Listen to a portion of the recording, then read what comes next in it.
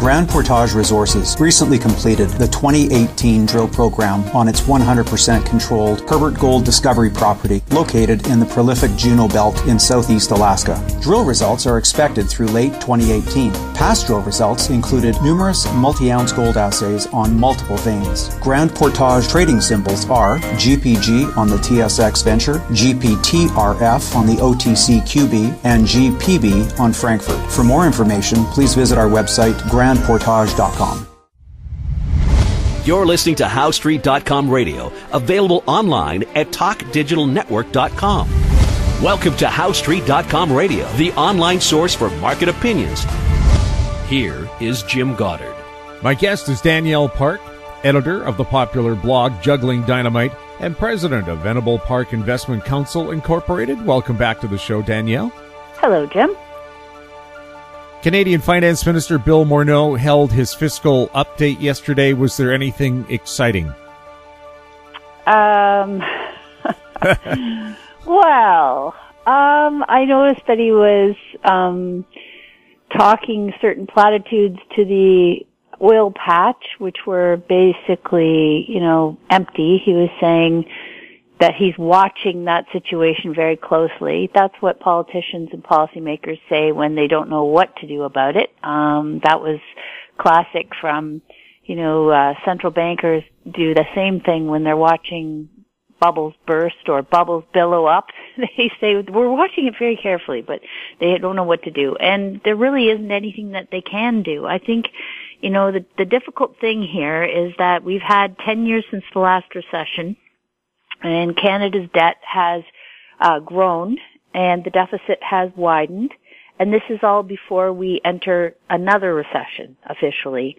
So I think that I've said it before, we're running out of runway here, and the difficulty is going to be that it's very likely their forecast as to revenue is going to disappoint in the next year or two, perhaps longer.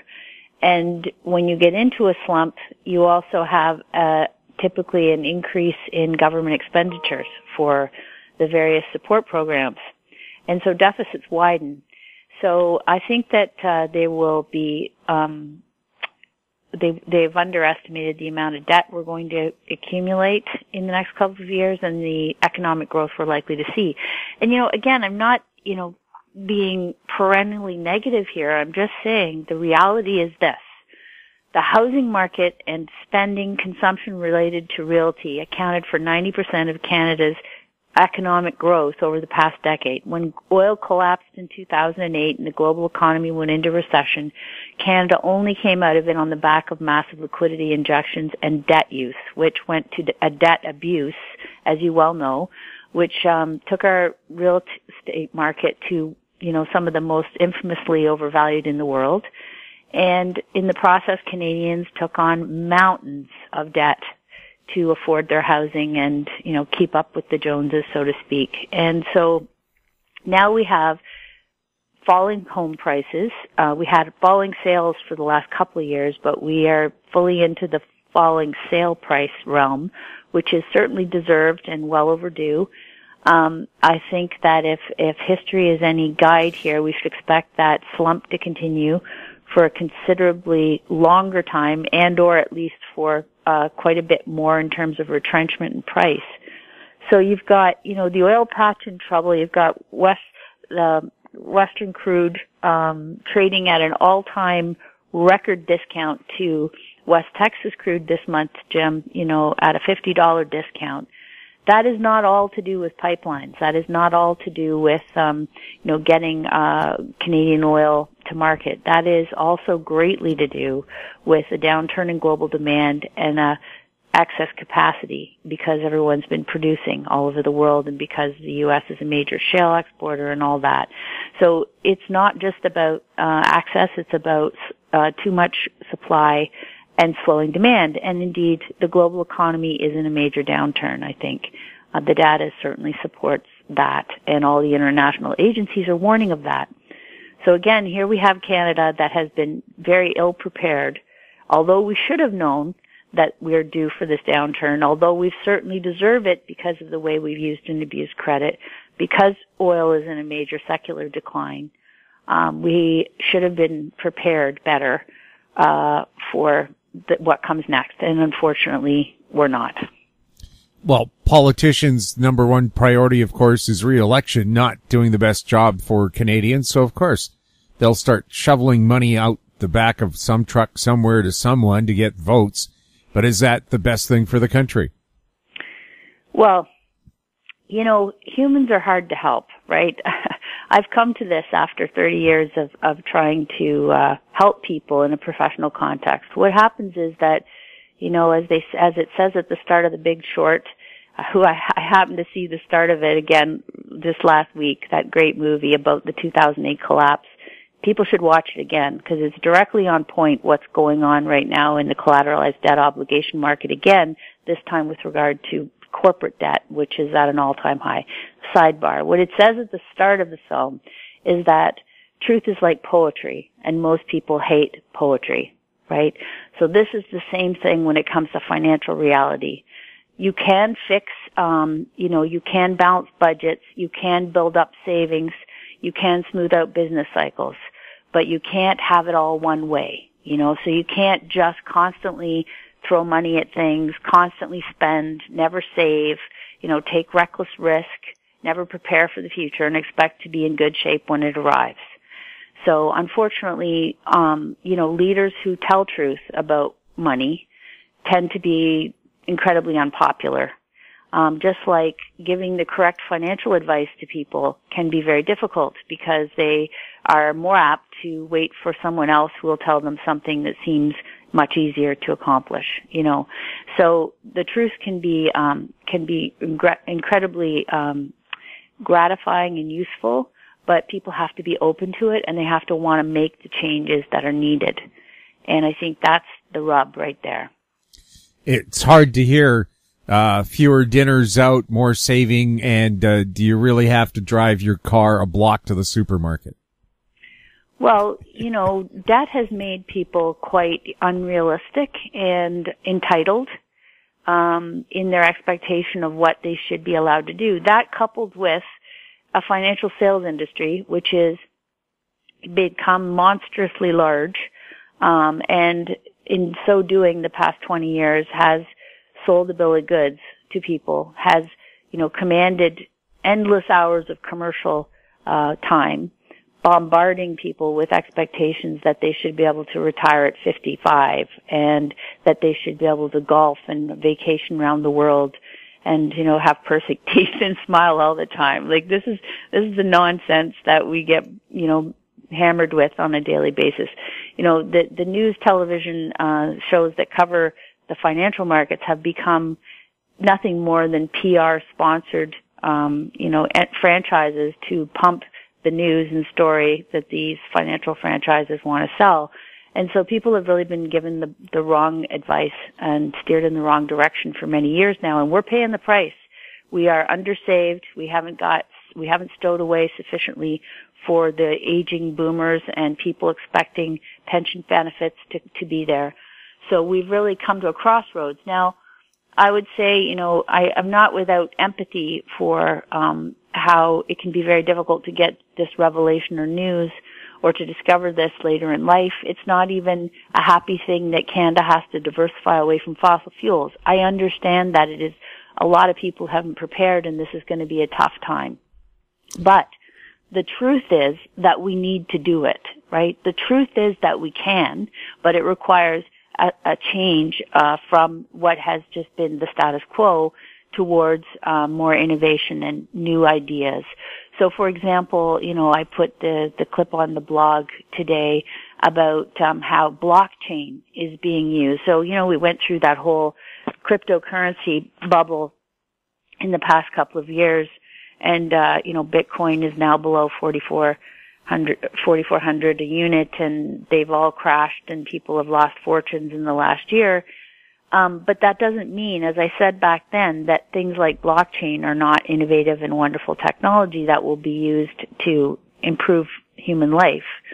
And indeed, in New York City, there's a startup that is using blockchain to make a smart grid where individual places in the community are collecting things like solar power and using it to share with one another in, a certain space or area. So ideas like that can be great ways to get more efficient, cheaper energy dispersed on a local level without the big corporations, taking all of the profits and siphoning them out to, people far away, having much more of the capital go back into a community. So these things can happen, and it's not all pie in the sky by any stretch. There are many wonderful things happening in the world, but I think that there are a lot of criminal franchises right now in the world as well, imposing in the form of major corporations. They have broken many, many laws. They have purchased politicians, and they've got away with murder, and we're all sort of suffering the consequences. So the next phase, I believe, will be this revelation that asset prices have been in a bubble and they're coming back down to earth, and that will evaporate a good deal of what people thought they had as stored savings or wealth. And once the debt remains stubbornly as it does, they will realize that they're in poor financial shape, and they will have to make changes. It will no longer be possible to extend the credit line and carry on as normal. And so I think that will be a tipping point, and I think it'll be difficult for people that are not prepared, although I've been warning people and trying to get people prepared and understand that this is an inevitable part, a natural, healthy part of every cycle, and we earned it. We need to have it come in. And when it does, it will present many opportunities for putting savings to work in productive ways that pay us a good income without taking enormous capital risk. But it also means that people have to stop believing in fairies and look to themselves for more, of their own initiative and self-discipline, and in many cases continue working much longer than they had thought. In some cases, go back to work, even if they've left the workforce. These are the answers, not, buy magical products and it's all going to work out. We'll have more with Danielle Park right after this. Hi, I'm Douglas Mason, President and CEO of Magnum Gold Corp, MGI and the TSX Venture Exchange. A 2015 drill program on the LH property intersected several high-grade gold intersections, including 11 meters of 20.66 grams per ton gold. Additional drill targets on the LH property have been identified by a 2018 drone airborne magnetic survey to further evaluate a pyrrhotite-enriched gold-bearing system. Please visit our website at magnumgoldcorp.com. MGX Minerals is revolutionizing the new energy economy with patented lithium extraction technology, replacing traditional solar evaporation using low-cost, low-energy nanofiltration. The first system of this paradigm shift technology is currently being commissioned. MGX Minerals trades on the CSE, symbol XMG, the OTCQB, symbol MGXMF, and Frankfurt, symbol 1MG. For more information, visit our website, mgxminerals.com. Welcome back. We're speaking with Danielle Park. Danielle, is the U.S. Fed going to continue to hike interest rates on a regular basis, or are they going to put the reins on that soon? Well, I think, as I've said for some time now, they were speaking very bold, with their assertions of how many more hikes they were going to have. So was the Bank of Canada, trying to use moral suasion to say to people, rates are going up, so you're going to have to, be more careful with the way you're using debt, for example. Of course, that was totally ineffective. People didn't heed that because they've heard, they've had such complacency around rates for so long. And so what's happened now is the economy's turned down. The Trump tax cuts were a bust. They all went into buybacks and non-productive investment in short-term financial gimmicks, that kind of thing. It hasn't trickled down in terms of actually capital investment of any significance in the North American economy. And indeed, now that the oil sector is under pressure again, that also hits capital expenditures. So, even though oil prices being cheaper has typically been generally good for more consumption because it helps households have a bit more free cash flow, I think this time the hit to capital expenditure, taxes, government receipts, that kind of thing, is also going to be a negative, and then potentially again a hit to employment. So It's a little more complicated this cycle than in the past, just to say that low oil prices are good. Generally, the U.S. data has been very weak of late, and of course the stock market has been in the midst of a major downturn. Many of the leaders, so-called FANG stocks, and many others have already had bear markets of more than 20%, and this is while the major indices basically have held up generally, well. I mean, down 8 or 10%, but I'm talking about many of the constituents who have lost 20 to 40%. So I think that the overall indices are still sort of window dressing, so to speak, so the Fed is not having to react too quickly. But ultimately, I think when this continues to play out and assets continue to fall and you see continued strife in the corporate debt market, which we're starting to see, yields have blown out and defaults will start to rise. People can't access more credit to, extend and pretend any longer in that environment. And I think the Fed will have to back off so that, everyone's priced in that they will want to hike again in December. That's sort of baked in.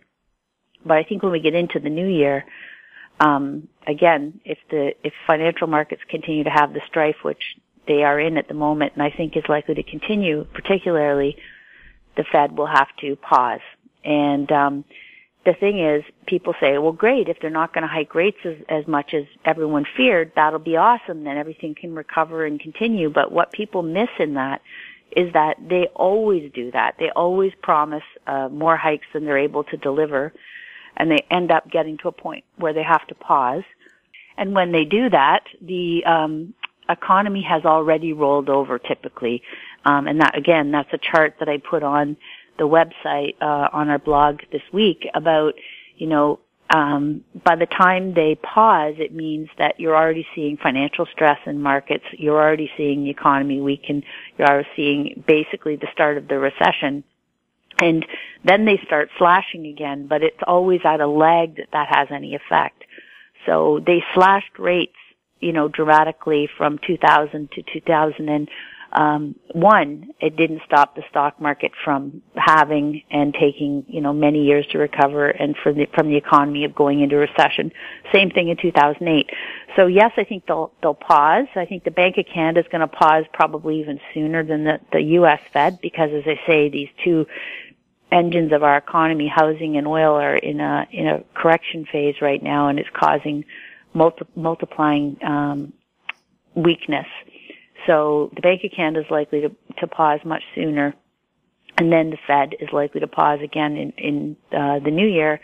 But I think neither of those moves, we shouldn't take that to think that means that the economy is just going to rebound quickly and that the stock market and everything will be fine, because that's never been the case. We'll have more with Danielle Park right after this. I'm Kelly Jennings, CEO of Powerband Solutions. Powerband is a cloud-based provider of auction, inventory, and finance solutions that make buying, selling, and financing vehicles more efficient. Powerband Solutions trades on the TSX Venture Exchange symbol PBX and on the OTCQB symbol PWWPF and on Frankfurt symbol 1ZV. For more information, please visit us at powerbandsolutions.com. Don't miss out. Stay informed. Receive the HowStreet.com weekly recap with thought-provoking podcasts, radio, and articles delivered to your inbox. Sign up for the HowStreet.com weekly recap on our homepage at HowStreet.com. Welcome back. We're speaking with Danielle Park. Danielle, the Ontario government has canceled its planned hike in the minimum wage. They say it's to save jobs. Is that a good move? Well, I think that, we have to do something to help people afford their bills. And now that they're so debt-laden, household income has been stagnant for some time, and that certainly is a pressure against ongoing consumption and solvency. I think that perhaps coming into a recession is not a perfect time to be increasing the minimum wage, but it should certainly be on the list of, next policy steps, because, all this scampering after, for example, corporations like Amazon, trying to give them all these tax breaks and all the talk recently about, what more tax breaks we can give to companies, I think is the wrong approach right now. We've been going down that road for many years now, and the economy keeps getting weaker and weaker because there's more siphoning of profits to just a few people and less money or less wages, less everything to go around to the rest. And so, it's to have things like Amazon's just an example, but because they recently did all that bidding to all the cities who were clamoring over each other to give away tax breaks and everything they could to attract them, to the wealthiest company in the world. It's actually quite ludicrous when you think about it. So it would be much better to just have companies pay a fair tax, and then pay their own bills after that and stop giving them all these additional subsidies, just as it would be better to have a wage paid to the workers with a forced savings component, where a certain amount gets put away for savings for retirement, because it really does need to have that kind of thing for people to not make that classic mistake of consuming everything and having nothing for later. So I think it sounds paternalistic, but I think if you want to build a stable financial and a strong economy and a healthy social fabric, you need to get away from this idea of subsidizing corporations and get into the idea of how do we get net cash and net savings into households, net equity, not just debt. And so all that's kind of the next wave, I think, of where we're heading. Didn't the Canadian federal government get rid of the Canada Savings Bond program where you could buy savings bonds through your payroll? Yeah, so we need to go back to something like that. And frankly, with the debt levels that the governments are likely to come into, they're going to need to raise savings in every way that they can, money that they can use for their funding needs. And so we may indeed see that. But you see, the incredibly low rates of the past few years have really been an incredibly distorting force. They have shaped behavior. They have shaped, issuance of things that were traditional savings mechanisms. The idea that people could buy savings bonds and GICs, have money in a bank account, earn interest, and that the compounding effect over time would grow that savings for their use later on. All those are very kind of old-fashioned ideas. But in the zero rate environment, they became, superfluous. Like people thought, well, what's the point? You're making nothing. So it really opened the door to the idea that you had to be very complex and aggressive in what you were doing with your savings. And this just served the financial services sector, who's in the business of, making these packages of stuff and selling it to everyone. And that's what they did with all the corporate debt in this cycle, just as they were doing in 2006 through 8 in the U.S. cycle with the mortgage debt. So they really just packaged it, sold it, convinced everyone they needed complexity and risk. And of course, as I say, as that blows up, as these things come home to roost, and you're seeing it every week now, there's different firms failing, or there was a natural gas trading hedge fund, I don't know if you caught that, last weekend, that went bust and lost all of its clients' money. And the guy's doing a YouTube clip saying, I'm so sorry, I should have navigated us, I didn't see the rogue wave coming. This is what they always say. They didn't see the rogue wave coming, but they shouldn't have had people in the risk that they had them in, and people shouldn't have signed up for the risk that they signed up for. So again, it takes a village to make these classic errors. Everyone's sort of aiding and abetting the bad behavior and half-baked ideas, and then in the end, everyone's looking for who to blame. So again, to be an adult means you have to sort of be wide awake and take stock and realize that quick fixes are not typically quick or helpful in the end, and it's back to these old-fashioned ideas of how we build savings and strength over time. Present consumption denied is how you get savings. Working longer is how you afford to retire eventually. That kind of thing. How dangerous is Ontario's monstrous debt and deficit to the rest of Canada? Well, all the provinces have a good deal of debt, but again, relatively in a world where, it's a competition of who's in the least who's in the worst financial shape.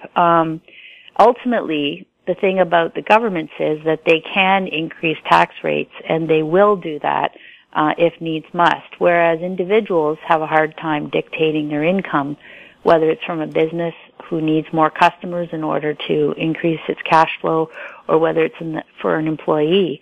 If they can't get more income, then they can't. If they lose their job, they lose their job. But governments have this ability to tax us and to tax assets, which ultimately is probably what they're going to end up doing. They have to follow the money. And because we've had this hollowing out of the middle class, where all the funds have gone to certain people who have a great deal and the masses have IOUs in the drawer, I think we're going to find that tax policy will shift here. It's going to be really unpopular for sure. But ultimately we need to have some cash to make the system run. And so I think, debt is going to have to go down over time, but in the next little while it'll probably go up because of the as I say, the downturn, disappointing cash flows and the social programs that are going to need more funding. Danielle, thank you so much for chatting with us. Hey, thank you. Sorry, I'm still coughing. Yes, the never-ending cold. We both have one. Yep. My guest has been Danielle Park, editor of the popular blog Juggling Dynamite. You're listening to HowStreet.com radio. Find us on Twitter at HowStreet, our YouTube channel, Talk Digital Network. You can forward questions to the show or our guests to info@HowStreet.com. I'm Jim Goddard. Thanks for listening. Comments made on HowStreet.com radio are an expression of opinion only and should not be construed in any matter whatsoever as recommendations to buy or sell any financial instrument at any time. Available online at TalkDigitalNetwork.com. HowStreet.com radio is a production of HowStreet Media Incorporated.